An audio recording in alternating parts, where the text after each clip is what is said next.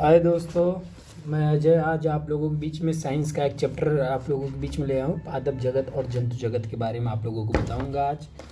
जैसा कि आप लोग जानते हैं, पादप जगत को 5 भागों में बांटा गया और जंतु जगत को 10 भागों में बांटा गया है। पादप जगत के 5 भाग कौन से हैं आप लोग जानते हैं? थैलोफाइडा, ब्रायोफाइडा, टेरिडोफाइडा, जिम्नोस्पर्म और एंजियोस्पर्म, ये 5 भाग होते हैं। इसमें से हम आप लोगों को बताएंगे पादप जगत के बारे में। पादप जगत जो रहता है ये एक बहुकोशिकीय यूकेरियोटिक जीवों का समूह होता है जिसमें पूरे 5 भाग ये सब 100 कोषीय होते हैं और प्रकाश संश्लेषण प्रक्रिया द्वारा ये अपना भोजन स्वयं बनाते हैं। जितने ये 5 के 5 भाग हैं उनमें से हम आज आपके बीच पहले भाग को पढ़ेंगे जिसका नाम है थैलोफाइडा उन्हें कहते हैं जिनकी मूल तना तथा पत्तियों में क्या रहता है, विभाजित नहीं होते हैं। इसके जो मूल रहते हैं, तना रहते हैं तथा पत्तियां ये क्या रहते हैं, विभाजित नहीं होती तथा समानता इसे शैवाल कहा जाता है। समानता इसे शैवाल, जैसे कि आप लोग देखते हैं काई यूई जो रहते हैं ये थैलोफाइडा ही वर्ग में रहता है। जैसे कि आप लोग इसके एग्जाम्पल देख सकते हैं। जो इसके एग्जाम्पल है यही मेन है। इसमें से जो पहला इसका एग्जाम्पल है यूलोथ्रिक्स है। इसका पहला एग्जाम्पल है यूलोथ्रिक्स, दूसरा इसका एग्जाम्पल है स्पायरोगायरा, तीसरा इसका एग्जाम्पल कारा, इसे हम लोग काई कहते हैं। वही चीज़ है यहाँ पर दोस्तों। जैसे कि यहाँ पर लिखा हुआ है कि इसके मूल तना तथा पत्तियाँ विभाजित नहीं होती हैं। ये पादप जगत का सबसे निम्न वर्ग होता है जिसमें इसका कुछ भी चीज़ विकसित नहीं होता है। सबसे यह निम्न वर्ग होता है। अब पूछा जाए पादप जगत सबसे उच्च वर्ग कौन सा होता है, तो वो होता है एंजियोस्पर्म होता है। ठीक है, फिर हम आते हैं अपने दूसरे नंबर। देखिए दोस्तों, हम यहाँ पर डिफिनेशन जो है लिखे नहीं हैं, हम खुद डिफिनेशन को परिभाषित कर दे रहे हैं। आप लोग सिर्फ इसके एग्जाम्पल पर ध्यान रखिएगा। जो एग्ज़ाम की दृष्टि से महत्वपूर्ण है तो उसके जो है एग्जाम्पल वही महत्वपूर्ण है। आप जब भी देखेंगे किसी भी एग्जाम में उसके एग्जाम्पल ही पाया जाता है। इसे पूछ लिया जाता है मास निम्न में से किस वर्ग किस संघ से संबंधित है। आपके सामने 4 ऑप्शन दे दिया जाता है, ब्रायोफाइडा, टेरिडोफाइडा, थैलोफाइडा, एंजियोस्पर्म। आपको उसी में से टिक लगाना पड़ता है। चलिए हम शुरू करते हैं अपने दूसरे भाग को, दूसरे संघ को, ब्रायोफाइडा। आप देख सकते हैं ब्रायोफाइडा ब्रायोफाइडा रहता है ईश्वर के पादपों में जल एवं अन्य चीज़ों का शरीर के एक भाग से दूसरे भाग में संवहन के लिए विशिष्ट संवहनी ऊतक नहीं होता है। आप लोगों की जानकारी के लिए हम बता देते हैं। संवहनी ऊतक वो होते हैं जिसमें जाइलम और फ्लोएम रहते हैं। ब्रायोफाइडा में जाइलम और फ्लोएम नहीं पाया जाता है तथा ये पादप तना और पत्ती जैसी संरचना में विभाजित होते हैं। इसमें जो रहते हैं तना और पत्ती जैसी जो संरचना होती है वो दिखाई देती है। इस वर्ग के पौधों को पादप वर्ग का उभयचर कहा जाता है। ब्रायोफाइडा में आप लोग ये महत्वपूर्ण रखिए कि इसे उभयचर, पादप जगत का अगर उभयचर पूछा जाए तो वो है क्या है आपका ब्रायोफाइडा। क्या है? ब्रायोफाइडा। पूछा जाए कि पादप जगत का उभयचर किसे कहा जाता है तो वो है आपका ब्रायोफाइडा। कौन सा है? ब्रायोफाइडा। आपके ऑप्शन हो जाए कि पादप जगत में कौन सा एक उभयचर है तो आप बताएंगे ब्रायोफाइडा को। इसके एग्जाम्पल आप लोग देख सकते हैं। जैसे कि इसके एग्जाम्पल है मास को ही क्यूनेरिया भी कहते हैं और मर्केसिया इसके एग्जाम्पल है।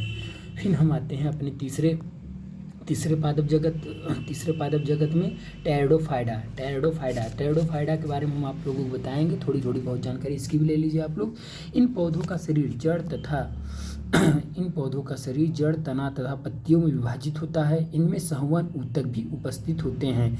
क्या है, ब्रायोफाइडा में संवहन ऊतक नहीं पाए जाते हैं जबकि टेरिडोफाइडा में संवहन ऊतक पाए जाते हैं। संवहन ऊतक जाइलम और फ्लोएम जो होती हैं ये दोनों पाए जाते हैं। आप लोगों को बता देना चाहते हैं जाइलम जो होता है जड़ों के माध्यम से जल को पत्तियों के पास ले जाता है। फ्लोएम जो होती है ये भोजन को पौधों तक ले जाता है। जाइलम और फ्लोएम का यही काम होता है।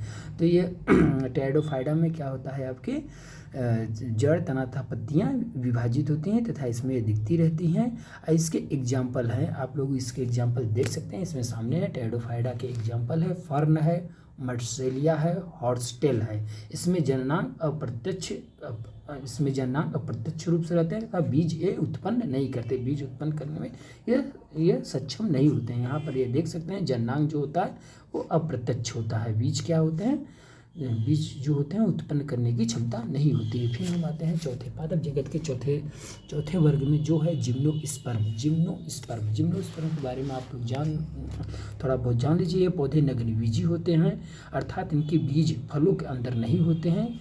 जिम्नोस्पर्म में इनके जो बीज रहते हैं वो फलों के अंदर नहीं रहते हैं, बाहर होते हैं, इसलिए इसे नग्नबीजी कहते हैं। ये पौधे बहुवर्षीय सदाबहार तथा काष्ठी होते हैं। बहुवर्षीय और सदाबहार और काष्ठ में बहुत मजबूत लकड़ी इन लोगों की रहती है। सदाबहारी वन जो रहते हैं ये सब वहाँ पाए जाते हैं। इसके जो एग्जाम्पल है वो पाइनस है और साइकस है। फिर आता है आपका पांचवा वर्ग जिसे कहते हैं एंजियोस्पर्म। इसमें जो रहता है जाइलम फ्लोएम जो संवहनी ऊतक है ये भी पाया जाता है। साथ ही साथ इसमें बीज फल के अंदर बीज भी पाया जाता है। इन्हें दो भागों में विभाजित किया गया है, एक बीजपत्री और द्विबीजपत्री में। फिर हम आप लोगों को अब ले आते हैं जंतु जगत में। एंजियोस्पर्म के बारे में आप लोग जान गए, जिम्नोस्पर्म के बारे में आप लोग समझ चुके हैं। अब आप लोगों को हम ले आते हैं जंतु जगत में। जंतु जगत को नॉन कार्डेटा भी कहा जाता है। जंतु जगत के बारे में हम थोड़ा थोड़ा आपको बताएंगे। जंतु जगत ये यूकैरियोटिक बहुकोशिकीय विषमपोषी प्राणियों का वर्ग होता है जो कोशिका भित्ति रहित कोशिकाओं से बना होता है, जो जंतु जगत होता है। जंतु जगत के हम पहले संघ को पढ़ेंगे और जंतु जगत को 10 संघों में बांटा गया है, जैसे कि हम लोग आपको बता सकते हैं। इसके पूरे 10 संघ इस प्रकार है: Porifera, Coelenterata, Platyhelminthes, Aschelminthes, Annelida, Arthropoda, Mollusca, Echinodermata, Protochordata और कॉर्डेटा। जिसमें से हम पहला पढ़ेंगे पोरीफेरा। ये जो पोरीफेरा होता है ये बहुकोशिकीय जंतु होते हैं। इनमें अधिकांश समुद्र में पाए जाते हैं। इसके जो भी जंतु रहते हैं ये कहाँ पाए जाते हैं? समुद्र में पाए जाते हैं। ये समानतः कैसे कहलाते हैं? स्पंज कहलाते हैं। आप लोग इसके एग्जाम्पल में स्पंज ये देख सकते हैं, स्पंज कहलाते हैं। इनके शरीर बहुत सारे छिद्र होते हैं तथा एक आधार से चिपके होते हैं। शरीर रचना सरल होती है एवं शरीर में ऊतक नहीं पाया जाता है। शरीर कठोर बाह्य कंकाल से ढका होता है एवं कंकाल में कांटे के समान रचना होती है जिन्हें स्पूकुल्स कहते हैं। जिन्हें हम लोग क्या कहते हैं? स्पूकुल्स। क्या कहते हैं हम लोग? स्पूकुल्स। जिन्हें हम स्पूकुल्स कहते हैं। ये जो कांटे के समान संरचना होती है उन्हें क्या हम लोग कहते हैं? स्पूकुल्स कहते हैं। क्या कहते हैं दोस्तों? स्पूकुल्स कहते हैं। फिर आते हैं पोरीफेरा में और हम आपको जानकारी देंगे। इसे प्रजनन साधारणतः अलैंगिक विधि से मुकुलन द्वारा होता है। ये द्विलिंगी होते हैं। इनमें पुरोद्भवन की क्षमता होती है। इसके एग्जाम्पल आप लोग पोरीफेरा देख सकते हैं, जैसे साइकन है, स्पंज है, स्पंज, बॉथ स्पंज होते हैं और ये समुद्र में पाए जाते हैं। नुकीले कांटों की तरह इनकी जो संरचना होती है। सेलिट्रेडा वर्ग को निडेरिया भी कहते हैं। इसके एग्जाम्पल आप लोग देख सकते हैं, जैसे कि ये हाइड्रा है, फाइस्ट्रेलिया है, अरेलिया है और कोरल है। इनके जो एग्जाम्पल है यही हम लोगों को बहुत ही ध्यानपूर्वक देखना है और इसे याद भी करना है। सेलिट्रेडा वर्ग के हाइड्रा, फाइसेलिया, एरेलिया और कोरल, इसके बारे में थोड़ी बहुत जानकारी आप लोग जान लीजिए। ये क्या होता है? इस संघ के जंतु जलीय एवं अधिकांशतः समुद्र में पाए जाते हैं। ये डिप्लोब्लास्टिक प्राणी होते हैं। इस संघ के जंतुओं की कोशिकाओं में अस्थायी श्रम विभाजन पाया जाता है। ये मुकुलन द्वारा तथा अलैंगिक जनन करते हैं। फिर आता है प्लेटीहेल्मिन्थीज, जो एग्जाम में अधिकतर पूछा जाता है। अभी पिछले ग्रुप डी के एग्जाम में प्लेटीहेल्मिन्थीज के एग्जाम्पल पूछा, जिसमें फीताक्रिम पूछा था। फीताक्रिम किस संघ से संबंधित है? तो वह है हमारा प्लेटीहेल्मिन्थीज से संबंधित है। इसमें आप देख सकते हैं इसमें कौन कौन से प्रकार है।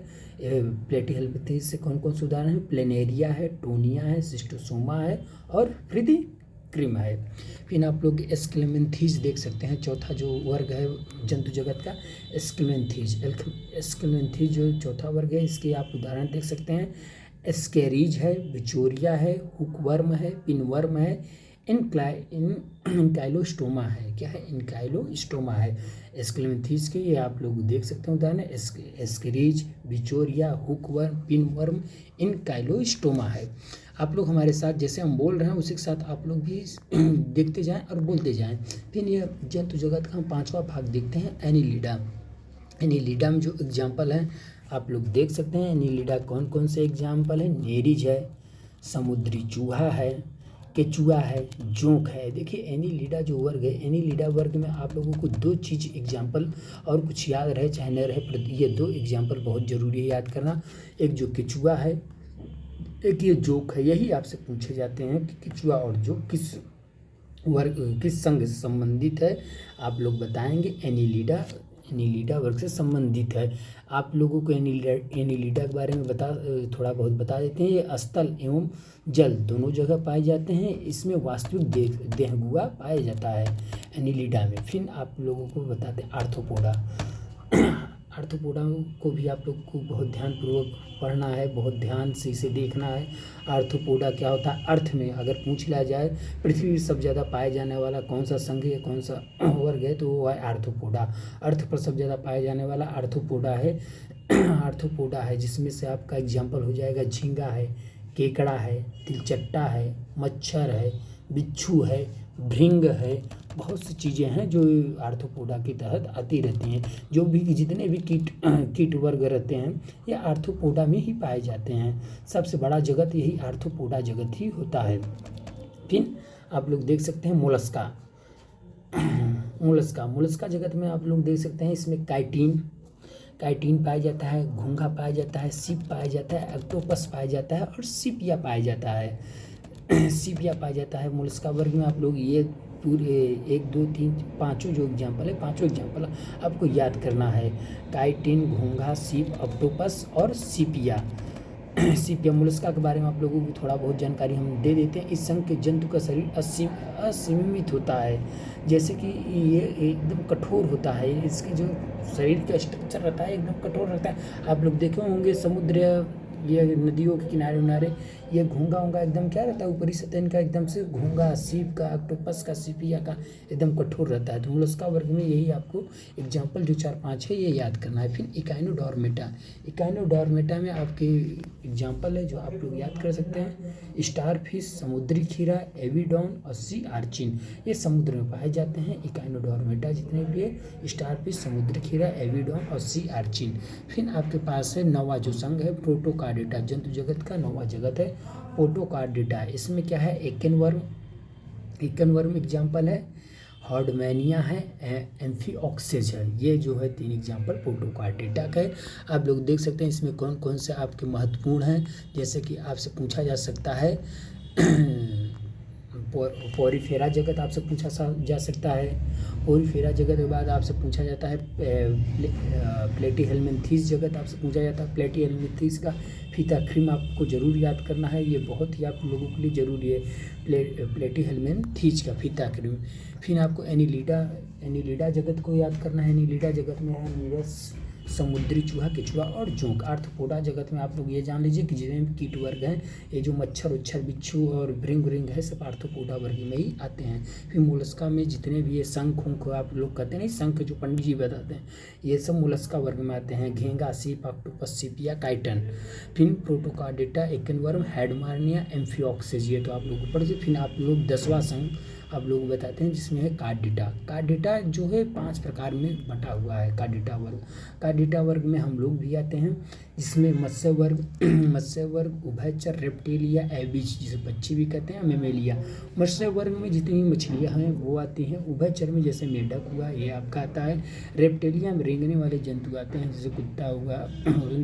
रेप्टिलिया में जैसे सांप हुआ आपका, सांप हुआ, मगरमच्छ हुआ, ठीक है, क्रोकोडाइल, ये सब रेप्टिलिया में आते हैं। एविज पक्षी, जितने पक्षी वर्ग हैं ये एविज वर्ग में आते हैं। मेमेलिया में स्तनधारी आते हैं, जैसे मनुष्य हुआ, घोड़ा हुआ, भैंस हुई, गाय हुई, ये सब मेमेलिया वर्ग में आते हैं। मत्स्य वर्ग में जो हृदय का कष्ट होता है 2 कक्षी होता है। उभयचर में जो मेढक उडक रहते हैं उसमें हृदय जो रहता है 3 चैम्बर का होता है।